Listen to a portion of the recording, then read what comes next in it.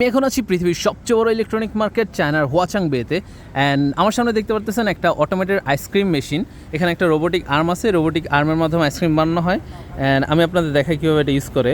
তো ফার্স্টে এখানে আমার জাস্ট 3টা অপশন আছে, সো এখান থেকে আমি একটা সিলেক্ট করব অ্যান্ড দেন অপশন চুজ করা লাগবে। অ্যান্ড দেন আমার জাস্ট স্ক্যান করে আলিপে বা উইচের দিয়ে স্ক্যান করে পে করা লাগবে। সো আমি জাস্ট পে করে দেখাচ্ছি। তো আমি পে করে দিছি। এখন দেখেন আর্মটা অলরেডি অ্যাক্টিভেটেড হয়ে গেছে অ্যান্ড এর আইসক্রিম বানানোর কাজ শুরু করে দিছে।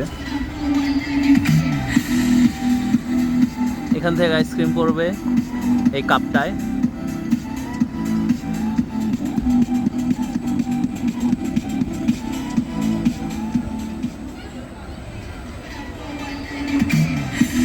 দেখেন আইসক্রিম অলরেডি রেডি, কত ফাস্ট।